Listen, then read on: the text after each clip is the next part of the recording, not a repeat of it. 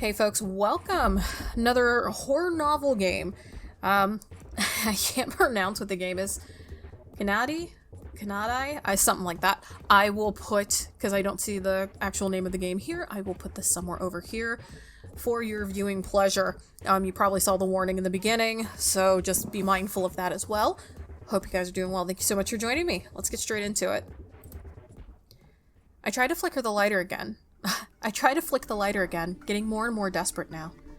I can feel their eyes on me and I fail again to light the fuse, my hand's starting to shake. Picturing the scowl on Red's face, I flick it harder and lit. I quickly hold it against the fuse as it sneaks up the length faster than I was expecting. Remembering my fear of the explosion, I scramble to my feet and run towards them. Clambering noisily to the bush, I see Blue perched on a rock and Red leaning against a tree. I don't have time to apologize. I hear the crackling starting behind me. Plumes of smoke erupt out of the rocket and noises get louder and louder and louder until a few sparks sprinkle the ground, but the rocket doesn't even fire. It's a dud. I start to feel their eyes on me again. Red sighs dramatically. Man, seriously? I slowly turn around to face him, my chest constricting as I realize how much I freaked it up. You swore up and down to me that this would be the best way to start the night. You made us watch this instead of going over to Liam's. He breathes in heavily through his mask, the dark eye holes making it impossible to read his expressions. I can tell he's becoming furious. He starts to fiddle with his bat. Listen, man, I'm so sorry. Sean told me these were good. Gosh. Sean told me how good these were gonna be, and I really believed him. I wanted to impress you, so I'm green, and this is red. There's still the rest of Halloween. His posture changes as I start to grovel, relaxing the white knuckle grip on his bat. I know it still won't be good enough. I look over at Blue for support and he just stares back, oddly still. Oh, so Blue's a fox and Red's a wolf. I'll do whatever you want for the rest of the night to make it up. I promise I won't pussy out like with Ed. Red barks out a short laugh at that, back to lazing against the tree trunk. Blue huffs, then starts to root around in his bag, gripping something.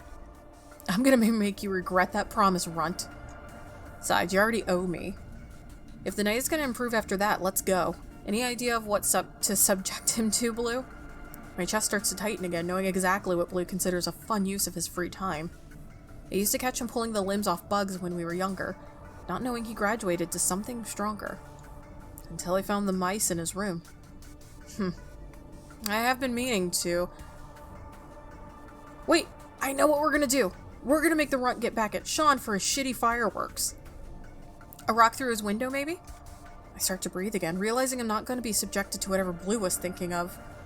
My stomach sinks the second I realize what I'll be doing instead. Wait, I don't know if he deserves... You said anything to make it better, right? This is anything. Sean has deserved it ages before this. Remember when he stole Liam's bike and wouldn't admit it? A rock is getting off lightly. Alright. Red starts to saunter in the direction of Sean's house and I scramble up behind him. Feeling a prickling in my neck, I turn around and spot Blue still behind us. He's staring up at the moon, heavy in the sky. I look a little closer, but then he seems to snap out of it and turn towards me. I scratch the skin under my thick mask, trying to focus on him. A funny feeling starts to form in the back of my mind, like we're somehow making eye contact underneath our mask, even though I can't make out his face. Hurry up! Jesus, you too scared of the dark or something? Blue looks back at the road, straightening up and beginning to amble towards us. I realize how long I've been frozen watching him and scurry back in Red's direction. Red snickers at his own joke loudly and I try to relax again. It feels like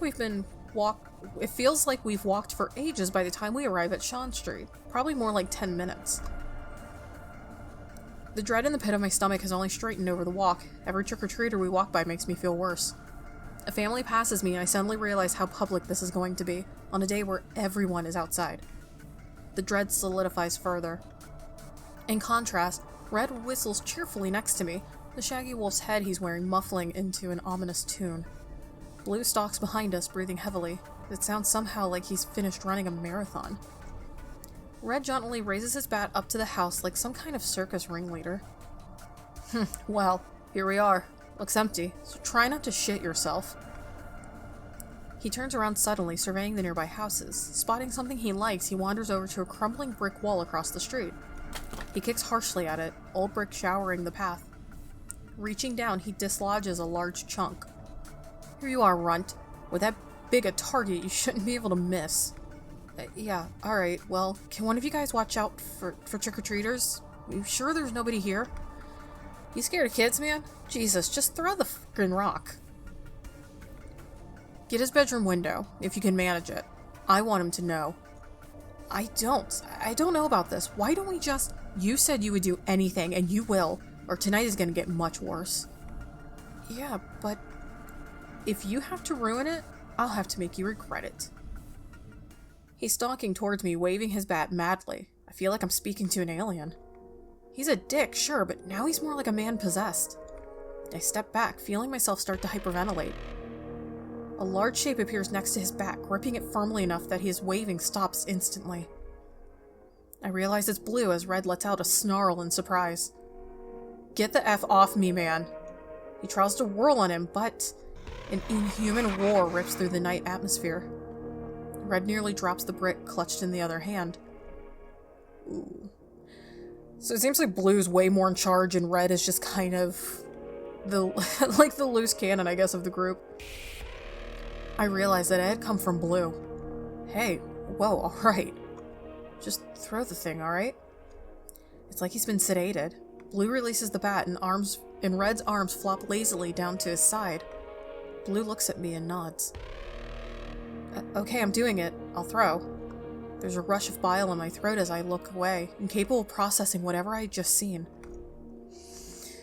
That was called a power struggle. Or someone getting put in their place. Unthinking, I raise the brick, breathe in, and throw. The glass shatters, pouring into the bedroom. Abruptly, I realize I can breathe again and take a deep gulp of the night air. Red jumps up, hooting enthusiastically at the destruction. Oh shit, someone was home. Click. Shit, let's go. I take off sprinting down the road, footsteps pounding behind me. My lungs start to burn, but I keep pushing until the world around me starts to get blurrier. I can feel my heart beating out of my chest, deafening me. Finally, I stumble up against a house and stop to rest. Ha! God. What's so funny, man? Jesus, can't believe he was there. That makes up for the fireworks. But what if we're wearing masks? Relax. Red's attempted comfort doesn't make me feel any better. I feel like the world is closing in on me. Can you imagine the look on his face? Probably woke him up from a frickin' nap. That or he's wanking in the dark. What is wrong with you? That sets him off into further peals of laughter, clutching his chest. Slowly, the world around me starts to right itself again. That's the new best from you. Blue's looking down at me, his whole body curled up against the wall, but somehow still towering over. Hey, yeah, that's definitely beats stealing a pint from the pub. Red punches me in the shoulder and I start to laugh with him, admittedly pretty amused by the idea of Sean's reaction. Ha, God. My turn to be compensated for the fireworks? I peer up at Blue, suddenly remembering what had just happened between him and Red, and what I had promised. My heart drops. Why not? Let's see if he can really make him braver, right? It feels like Red doesn't even remember that what had only just transpired between them, back to working together to torment me. Maybe we can do something more Halloween-y now, right? I have something in mind. I take a deep breath, suddenly regretting it as I notice a putrid smell wafting in the breeze. I recoil slightly, then try to conceal my reaction as I realize the scent is coming from Blue. He's not the kind of person who normally smells. Well, good, but this is a lot, even for him. He reaches into his bag and pulls out a small shoebox, discolored and torn. The smell gets considerably worse as he holds it out towards me. It smells sweet, in the most sickening possible sense. I resist the urge to gag as I picture whatever could be inside. Red reaches over, trying to grab the box from his hands, but Blue quickly moves it from his reach. Dude, what the hell is in there? It smells worse than when my cousin left a plate of rotting eggs in my room. You can't open it. It's not for you. Man, tell me there's not anything effed up in there. Red shifts into his back foot before turning away slightly. Actually, I think you'll appreciate this when you know the recipient. Red inclines his head back in Blue's direction, encouraging him to keep speaking. I made it for Jack. Red stops shifting around and suddenly goes completely still. I can't believe this is being brought up. Whatever happened with Jack happened long before I was involved, but I've gotten the sense it was pretty serious. He used to be a good friend of Red's and was dating Red's sister, but from what I know, the relationship got pretty freaked up. I've also gotten the sense that he's a terrifying guy. God, seriously? We're having revenge tonight, and he deserves it. You know it. All we have to do is get Green to leave this for him. I remember my place in all of this and snapped back into reality. I really don't want to be involved in one of Blue's schemes. The way he's acting makes me feel like I'm going to be starring in some crime documentary a year from now. Red clearly notices he's lost control of the night, and I can see him trying to rally himself in my peripheral vision. Well, I won't say no to that. He deserves it. It'll make this one less useless for sure. He slaps me on the shoulder, but his enthusiasm rings completely hollow. I'm gonna be fairly realistic with you, Red. It doesn't seem like you really ever had control. It's not hard to see his heart isn't in it. Still, it's much harder to get out of this now he's approved. Listen, I get what you're doing, but I don't think I can do this without knowing what's in that box. I look over at Red for support, but he doesn't seem to be paying me any attention, scuffing his boots against the pavement. Not until you put it there. Come on, why not? No. You can see it if you do it. I held his gaze for a very tense couple of seconds. It doesn't take a genius to figure out what is probably in that box. His experiments flash in my mind, and I can feel myself becoming even more aware of the smell. Inclining my head up to him, I swear I could see the snoot on his mask curling up into a snarl. Jumping, I push myself backwards against the wall and look again, but his mask is completely the same as it was before. Slowly, he pushes the cardboard box into my hands, no reaction at all to me nearly jumping out of my skin. Alright, this is gonna be no good. He swivels on his foot and starts striding off down the street, Red reproachfully following behind. He's hunched over more, boots dragging loudly as he walks. You could get the impression he had just woken up if it wasn't for his bat. Even in the darkness, I could see him gripping it tightly, the veins on his arms prominent from the force. Eventually, I start to trail behind, actively trying not to look at the box in my hands. It dawns on me that Blue prepared whatever I'm holding long before our plans got derailed. Which means he was going to do something fucked up to this guy anyway. Revenge is clearly not a motive for him. Thinking about that just makes me feel sicker, so I try to focus on the Halloween decorations. Jack's house turns out to be pretty close, Blue having led us there. Luckily, it's getting pretty late now, and there seems to be less families about. I trudge along with the group before Red suddenly swings his bat out to his side, blocking me from walking. What? Don't get any closer, his lights are on. His earlier cheery demeanor is completely gone as he scans the house. There's an alley around the back that leads straight to his garden. Just turn right and hop over the second fence. That's his. I really do not like how quickly this is escalating. I should have dealt with this guy a long time ago. Shut up, Red. Red's move shift is also not helping, as I imagine if he lingers here much longer, he might actually get to use his bat. I realize I need to just get this over with. But I just can't. Guys, this is crazy, yeah?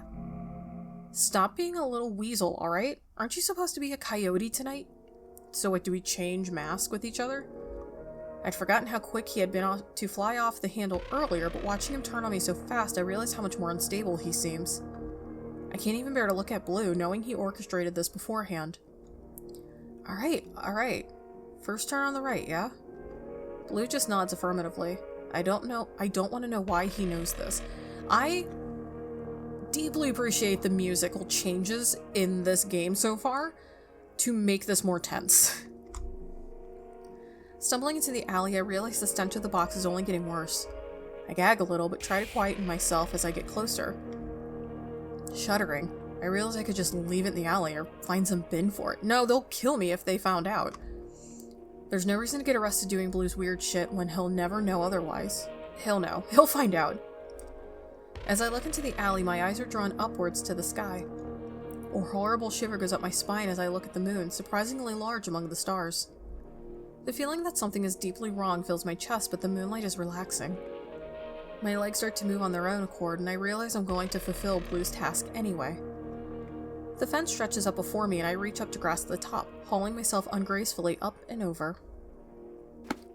I land with more of a thump than I would have liked in his garden, urgently trying to assess my surroundings. It's a pretty disgusting garden, patches of grass wilting and piles of rotten wooden furniture laying in corners. Near to the door lies a large wire cage among various clothes that have been clearly fallen off the washing line and had been left in the dirt. Hearing movement on the other side of the fence, I remember the situation I'm in. See, this music just really brings home what's happening. Like, there's no creepy thing happening on screen, but this music just really strikes really well with this dialogue. I scramble up to the back door and quietly lay the box down, pausing as I grip the lid. Oh. Ew. What? A rabbit? It's clearly been skinned and left to sit in this box for who knows how long, congealed blood coating the inside. What's even more disturbing, like I said, Blue's been planning this for a long time, so he captured this poor rabbit. That's so gross. And it's been just probably chilling in his bedroom until tonight. A wave of nausea hits me faster than I can process it, and I pry off my mask before vomiting into the grass. I feel dizzy as I look up again, trying to contain my retching. Shit. Yeah, Blue's disturbed, Red is unhinged, I should just go home. I try not to think about the implications of what I'm looking at and turn away from it, back towards the fence. I grasp it again, hop, and nearly fall flat onto the ground on the other side. Breathing deeply, I wipe at my eyes under the mask and try to pick myself back up.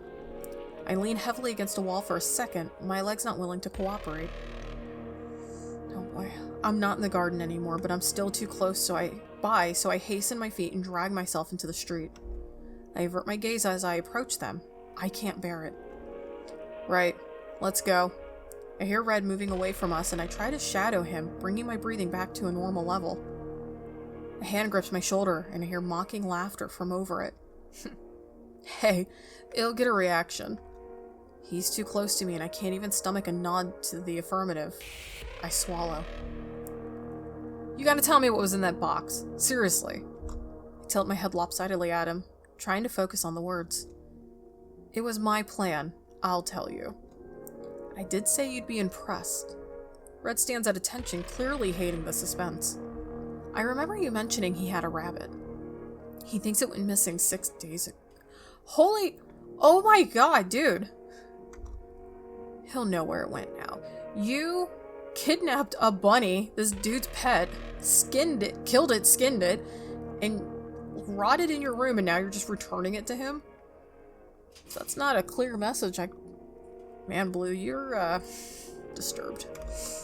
The world feels like it goes out from under me as I watch Red's reaction. His shoulders tense up even further. Then they drop. Then they tense again. Red doesn't like that plan. He looks away wildly, and then looks back. His rabbit? His bat starts to move to his side, twitching as he shakes. That rabbit? My sister loved that thing. You're sick. What the hell is wrong with you? He snarls, and I swear I see a flash of yellow in the eye holes of his mask. A wolf staring back at me. All at once, he leaps at Blue, bat raised over his head. I throw myself out of the way as Blue grasps him in mid-air, their bodies colliding as they both tumble to the floor. Hey, stop! I feel like I'm watching something more animal than human. Bodies and matted fur whirling in constant motion. Red quickly lifts his bat and swings, Blue's head snapping to the side with force. He goes limp for a second before surging back to life, kicking at him. Red raises his arms to strike at him again, but Blue roars and throws himself upwards. Rolling over, he uses his sheer size to pin Red beneath him. I should step in, but I can't breathe. I wouldn't step in! He grips Red's mask, slamming his head down into the pavement with incredible brutality. And again. And again. Oh, he's gonna kill him. Oh, holy shit! I am helping you, you idiot! Have you done anything to him this whole time? Get your own revenge. The light goes out of Red's eyes, the formerly primal energy seeming to dissolve instantly. Jesus. They look almost comical on the ground, 2 men in Halloween masks wrestling each other in the grass. Can't believe how different it seemed just a second before. Blue gets off him, Blue gets off him, wiping at the grass stains on his trousers like he's been mildly inconvenienced. I can't move. She loved that thing. Red lays there limply for a second before climbing roughly to his feet and steadying himself. I'm gonna go get a drink. I need a beer. Just stay here. He turns to me, holding my gaze for what feels like an eternity. He starts to limp away from us, but speeds up the further he gets until he's running full speed around the corner. I realize how he's left me. Alone with him. I turn away from Blue, trying to process everything that just happened. The moon is unnaturally large in the sky, hanging ominously over us. I stare at it, trying to imagine it as some kind of cosmic paradise I could escape to. As I gaze at it, my vision starts to fuzz at the corners. I feel as if I can see Red's bat raised upward as he gets ready to strike. I see Blue in his experiments, mice rotting in their cage. I feel an overwhelming pressure building in my chest, a rage filling me up and threatening to spill over. Every time Red has screamed at me, every time I've seen Blue perform some sick stunt, everything I've seen tonight. Staring at the milky surface of the moon, I see all the violence I could inflict back on them, all the pain. Blue crunches through the grass to me, snapping me out of my thoughts. The second I look away from the moon, the canopy inside my head grows quiet, but an incredible yearning to look back blossoms in its place. Blue is looking up at the same view. Blue? I'm not really thinking as I speak, a strange confidence coming over me. What? Let him be the crybaby for the night. I cough and stare down at the grass, the breeze starting to chill me through my costume. You can't attack each other. It isn't right. I have no idea how I'm doing this. He flicks his gaze over to me, annoyance starting to show in his stance. You'll notice, he was the one to attack me. Am I supposed to not defend myself? There's an incredible threat in his tone now. You knew what you were doing. I've known you long enough to be sure that you knew exactly what you were doing with Red and that poor rabbit. Did I hit him or did he just hit me? His head really flicks to me this time, and before I know it, he slammed me back against the fence. Okay, so he just attacked me. I choke out as he pins me against it, one hand on my neck and the other gripping my left arm. You are a coward. Grow up. He squeezes harder. I pinwheel my legs around in an attempt to kick at him, but he's too strong. I did it because he deserves it. You think I care about what? Our personal bond? I scratch at his hold with my other hand, cringing away from his rancid breath. I wanted a reaction out of him, and I got it. You get so upset over whatever happens to a bunch of animals, but you don't realize. He slams me back into the fence again. You're both mice in the cage. You're just the more pathetic one. One of my kicks finally connects a little harder, his knees buckling under him. I try to dive away, but he's still latched onto my arm and he pulls himself down on top of me, snarling.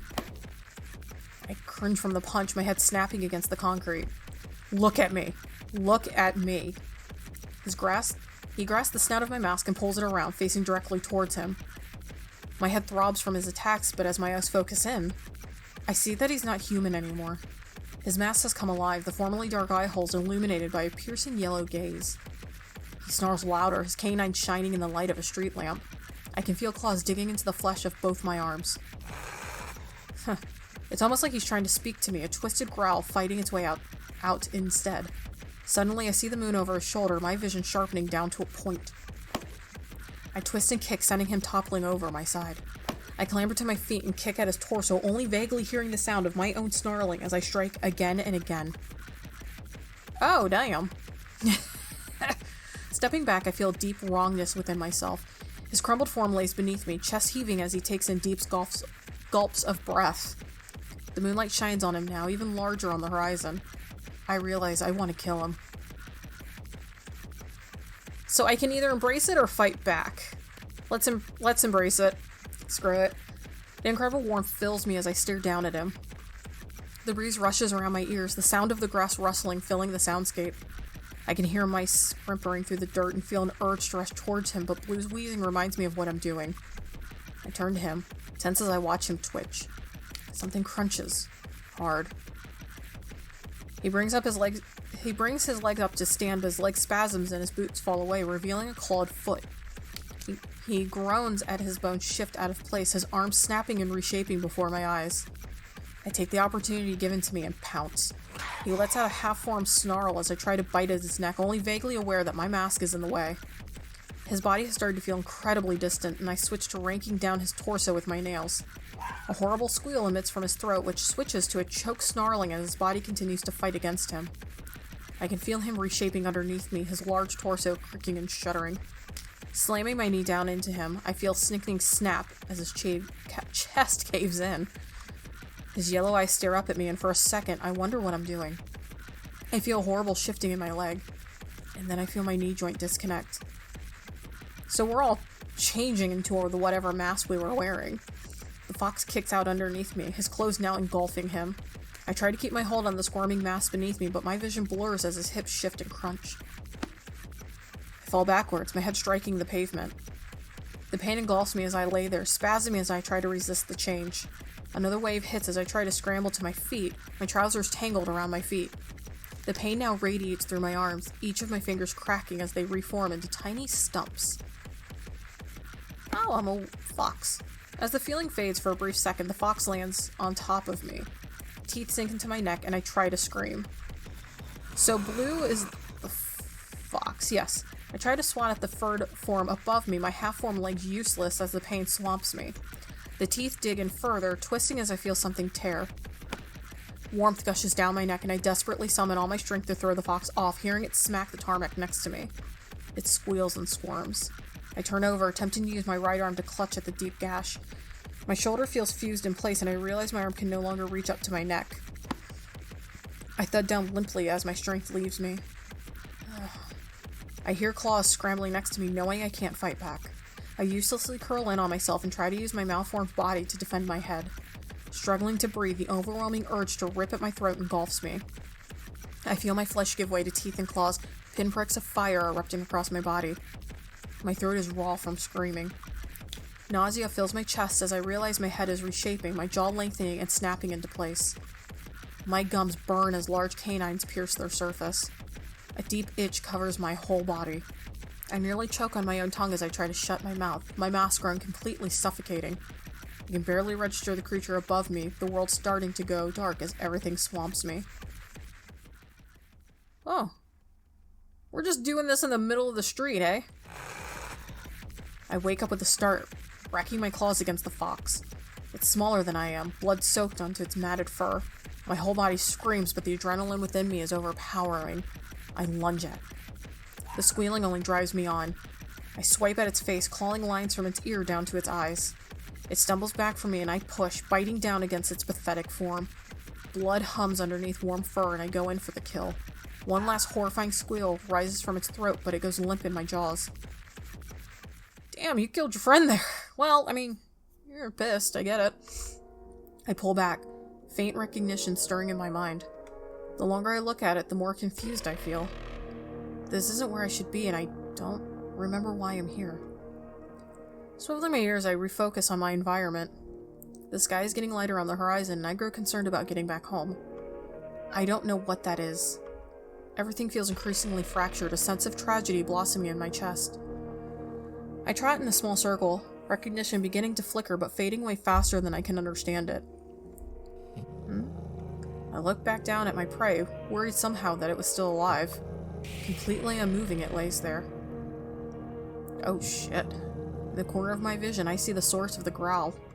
A large wolf stands in the distance, teeth bared and glinting. Tragedy turns to horror, and the horrible recognition only grows. The moonlight shines down on it, wet blood coating its snout. It stalks toward me, faster now. I have no time to think. I run. I know I can't outrun it, but everything in my body is screaming at me to try. The pounding behind me is only getting louder. Run. The world smears past me in streaks of light. Labyrinthine streets yawning out at me. It's getting closer. Run. Try, man. I don't know where I'm going, but I feel purpose. Something in me is desperately trying to break free.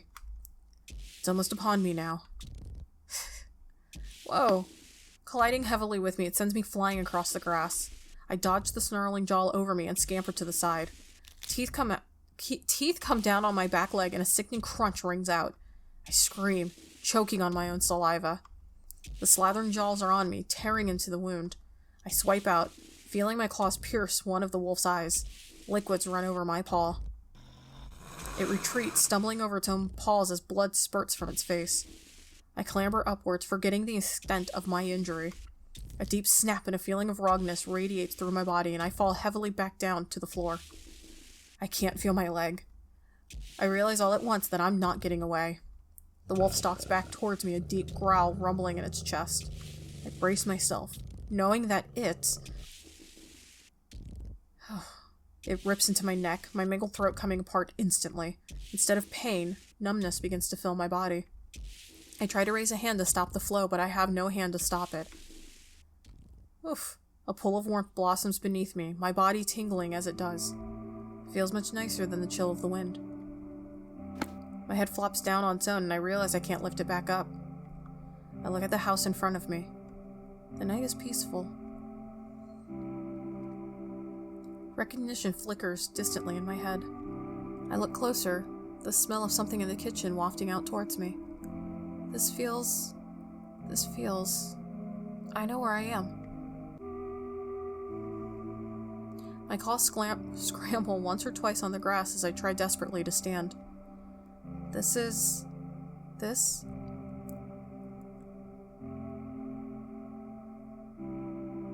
Ending 1. Embrace. Alright. Not bad. I like it. So I'm assuming I died. That I just embraced the actual animal that I am. So, okay. We're gonna try... So this one I embraced it. I'm assuming the second ending would be me fighting it. So we're gonna go back to fighting it. So I gotta get into this. We're gonna load. Yes, we're gonna go here, because this is the only choice. These are all embrace it. I embraced it the first time, we're gonna fight back. I resist the boiling anger rising within me, reaching up and grasping my mask. I feel hot and claustrophobic, wanting out of the stupid costume as quickly as possible. A hissing noise fills my head, growing louder as I dig my fingers into the greasy fabric. It grows in volume and I can feel my legs starting to shake. I pull, and fresh air pours in. The glow of the moon no longer seems inviting, but revolting. I look down at Blue's damaged form, and it feels as if me is surrounding him. The air is charged as I approach him, whatever was influencing me clearly having seeped deep into his body. His heavy breathing sounds more like growling, and I see his chest rising and falling rapidly. I don't know whether to run, or wait, or try to help him. I've seen him be cruel, but I've never imagined he would attack one of us. As I crouch there, he starts to change. A twitch starts in Blue's leg, looking almost like a dog trying to scratch itself. Suddenly, a sickening crunch rings out. I fall back and scrape my hands across the tarmac as he starts wildly twisting around.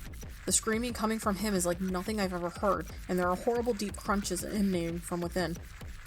As he kicks his leg out, his boot comes flying off, revealing a clawed foot. A deep sickness forms in my gut, and I crawl over, trying to pin the lower half of his body.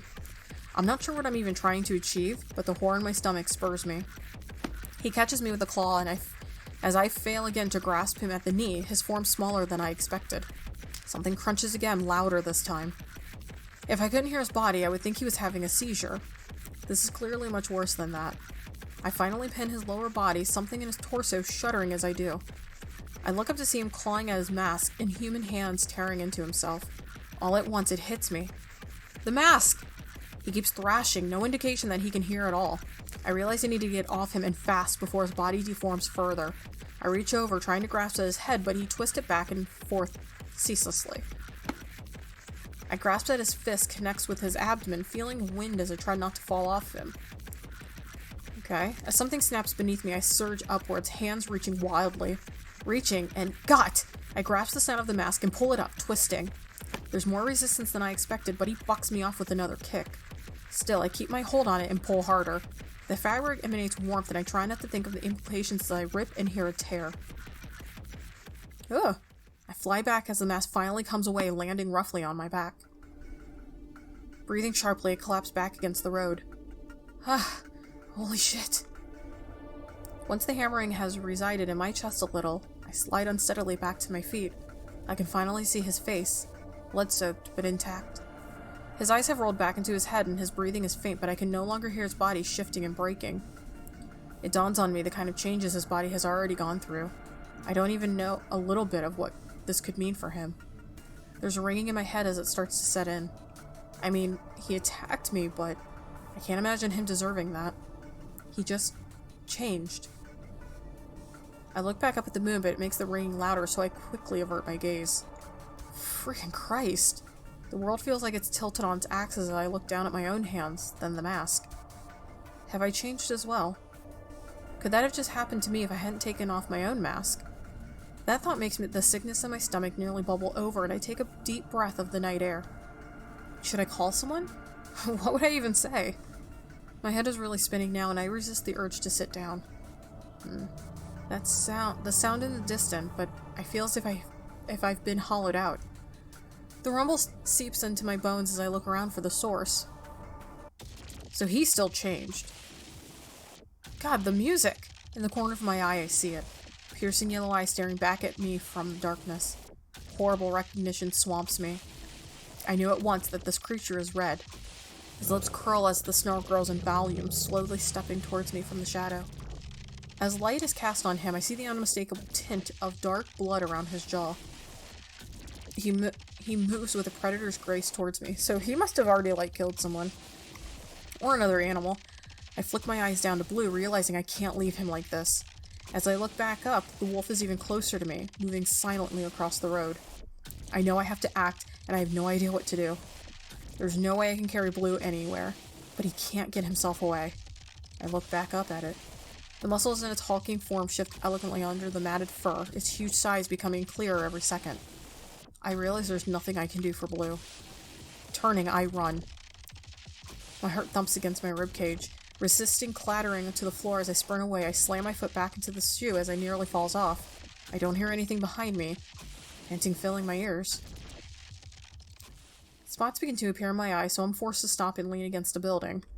I breathe heavily, memories of running away after throwing the rock flooding back to me. It feels like years ago, even though it can only have been an hour. The moon hangs heavily overhead, its sickly glow calling out to me again. I can hear a horrible rendering of flesh as it shines on me, shredded by sharp canines. I pound my fist against the wall until I can no longer hear it and sink down. I must be losing my mind.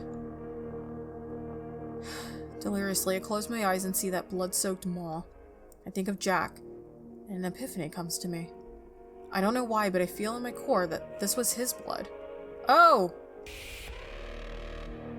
Shakily, I raise to my feet, an unknown sense of purpose beginning to fill me. Oh, we're going back. What? Red must have killed him, so Red killed Jack. Okay. Not that I'm saying it's okay, I'm just saying I understand where we're at now. I know it. I don't feel tethered to reality anymore, but I know what has done this. Okay, that seemed weird to me.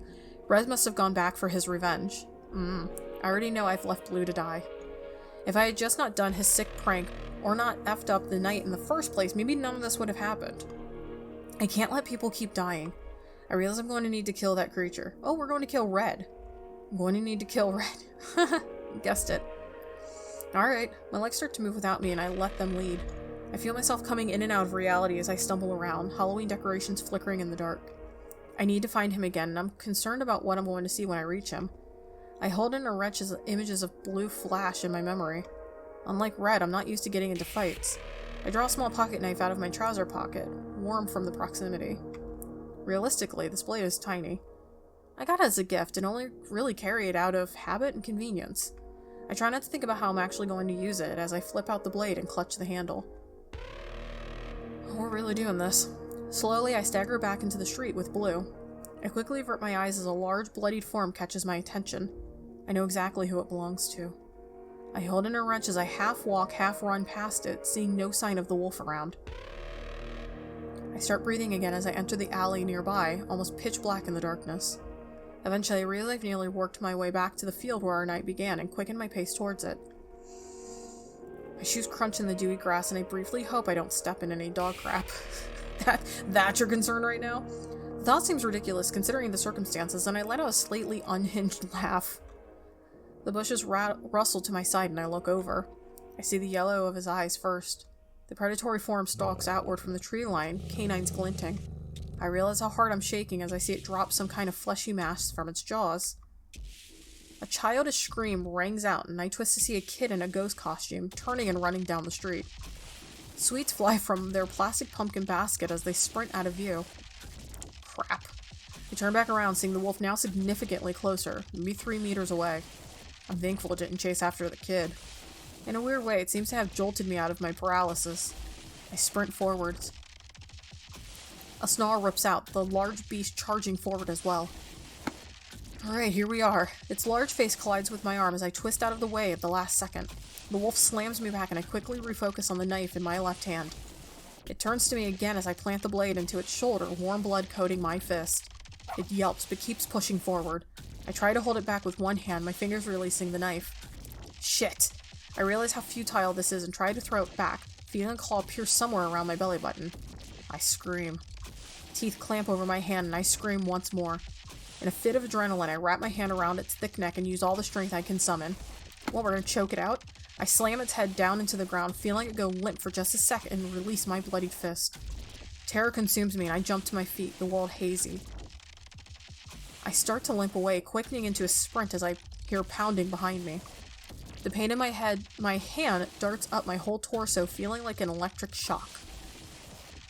As I reach the street, I realize I've got no idea what I'm doing, no possibility of outrunning this creature. Well, we're in it, dude. The knife didn't seem to slow it down even a little. Terror grows in my chest, but a bend to my left gives me an idea. Hearing the wolf right behind me, I reach out and grab. I stumble slightly as I pull down. The bin clutters loudly to the floor behind me. The wolf slams into it, garbage spilling into the street. Oh, he was close then. Like, very close. I take advantage of the brief distraction and turn sharply into another road. I have absolutely no direction, but something catches my attention. Strips of fabric lie in a heap, along with, wait, a large dented bat sits amongst it. No way.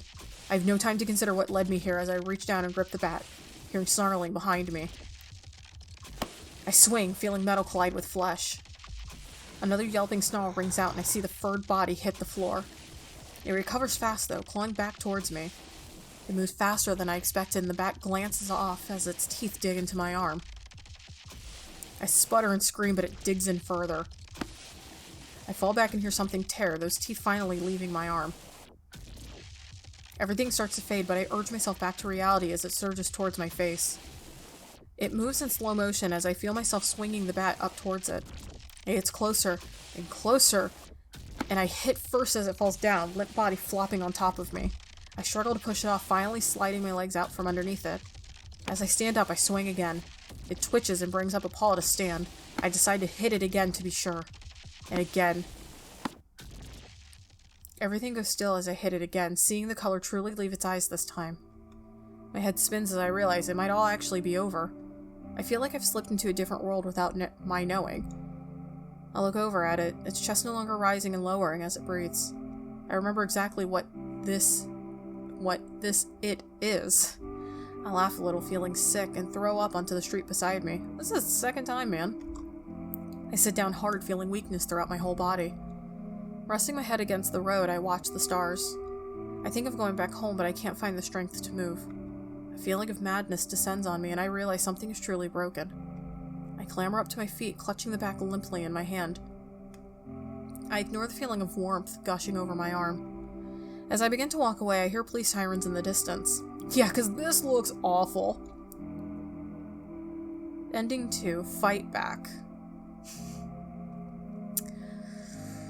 Alright. So in one ending, we kill one friend, in one ending, kill the other one. So it's just kind of like, who do you just not agree with the most? So it seems like Red went back and got Jack for God only knows. It would have been interesting to see what happened. Like, what did Jack do that they felt this warranted this type of craziness, I guess. At least I would have liked to see that. But that could be a whole interesting story piece that's not there yet, so. But overall, I liked it. I always like these types of games. This one was really interesting, and one, I did like the story. It was pretty cool about how the mask would change them. I'm assuming under intense stress and everything else. The other part that I really, really, really liked was how well the music matched with the dialogue. Because I know sometimes there are times where we'll, you know, do all this stuff and whatnot. This one definitely hit the mark, like, really well. So I'm really, really excited and happy about that. Like I said, I really enjoyed this game. I really had a lot of fun. Better than I expected. I hope you guys enjoyed this one. Let me know what you think down in the comments below. Give it a thumbs up if you enjoyed the game. Lets me know what you guys want to see in the future. Whew. That was intense. But, you know what? Thank you guys so much for joining me. I always appreciate having you guys here with me and chatting. Didn't do too much chatting this time. Lots of dialogue, but I hope you guys like the storytelling in this one. I wish there was like a, I think when you go to Itch.io, there's like a list of all the music that was used. I kind of want to like put it now on a CD and just make it a soundtrack for myself, like a workout soundtrack. It's just some of the music was just very pumped and very good. I liked it. I'm just very impressed with how that all came together. This was really, really cool. But thank you guys so much for joining me on this little adventure. If you are a returning sub to my channel, thank you so much. Your support really means everything to me, guys. I can't stress enough how awesome you are. If you are new to my channel and you've made it this far, well, welcome. I hope you had a good time. I hope you want to take a chance and subscribe to the channel, because I would love to see your face here again. And as always, guys, please take care of yourselves. Know I love you, and I'll see you all in the next video. Bye.